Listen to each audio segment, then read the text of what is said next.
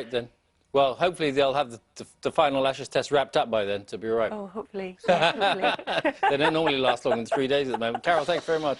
Thanks. Now, business groups say a shortage of trained and qualified new starters in fields like engineering, construction and IT is so chronic it could threaten to derail our economic recovery. So as part of a special series this week on vocational training, today Steph's looking at whether we value skills enough in this country, and she's just come back from a global skills competition in Brazil. Yeah, Brazil. I know I didn't pick it, but let me tell you, it was fascinating. It was the WorldSkills Championships, and it's basically 1,200 young people competing in all kinds of different trades. So they're trying to be crowned the best in the world for their trade. And it's trades where we talk about the skills gap being in their areas. So it's things such as construction workers, engineers, chefs, IT experts. And it's areas where businesses are really worried about finding those young people in the future. So more than 2/3 of businesses say they're looking for new recruits, and more than half are worried that they're not finding the right skilled people. So I've been with a lot of these people who do have the skills, the young people who could inspire the next generation. But the interesting thing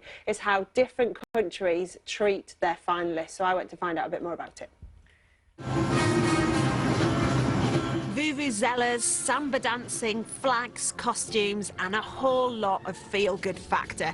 This huge party here in Brazil is marking the start of some serious work. The opening ceremony of the WorldSkills final, where 1,200 young people are hoping for medals.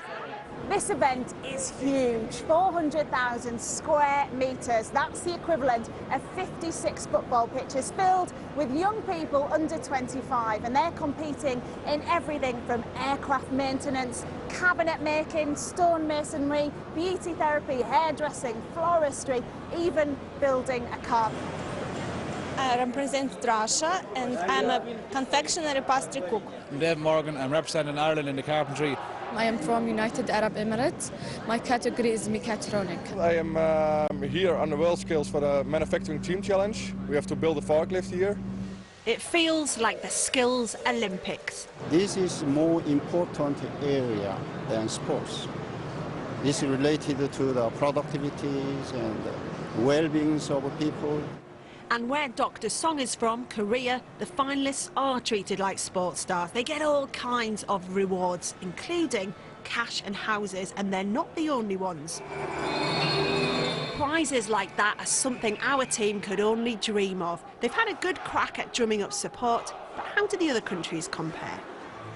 Well, the Americans met the Obamas at the White House, the French went to their president's palace, and Team Russia had a message that was out of this world. Hello, friends.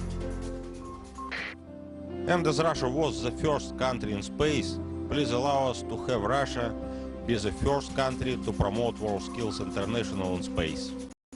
Our team got a speech from Theo Pathetis and a letter from the Prime Minister. The Dutch Education Minister thinks it's important for governments to get behind their finalists. They are our ambassadors, and we want to tell the audience and the Dutch audience how excellent they are. Yeah. That vocational training is not something old-fashioned and boring, but that it has to do with the challenges of the future. And the Russian Deputy Prime Minister, who's here, also agrees. It's a priority for the country, for the young people in our country, for our future, and I think for the whole world. Unlike the Olympics or Britain's Got Talent, most of the finalists in this competition go unnoticed at home. Not many people in the UK outside of education know about WorldSkills. I mean, personally, for myself and George, obviously we've got the British Empire medal, which is obviously we were honoured to receive that, but that's kind of 2 people out of the whole of WorldSkills. If you compare it to the Olympics, it gets nowhere near the sort of recognition the athletes get there, because essentially everyone competing here is an athlete in their trade. They're at the top of their game.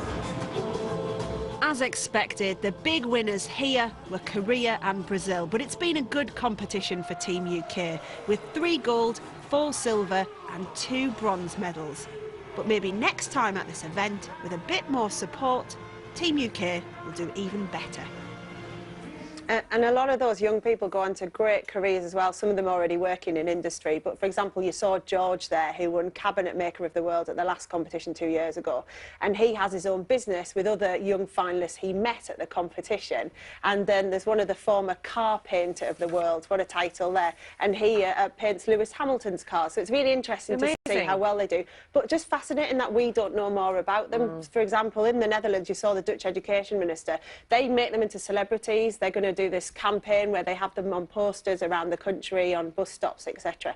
I spoke to our government yesterday just about what are we going to do to celebrate them here, and they said they're going to have a reception in Westminster with the apprenticeship advisor to the Prime Minister. So it just feels like we don't make a big deal of them, and yet they're the people who could inspire the young people of the future. My favourite clip, I'm afraid, was, though, from Russia. I know, the astronauts. That's fantastic. I know, there's a great bit where he finishes his thing and he throws the microphone and it just floats across to the other guy without them. You know, it looks brilliant. We'll have to put that on our Facebook page or something. Thank you very much, Steph. Thank you.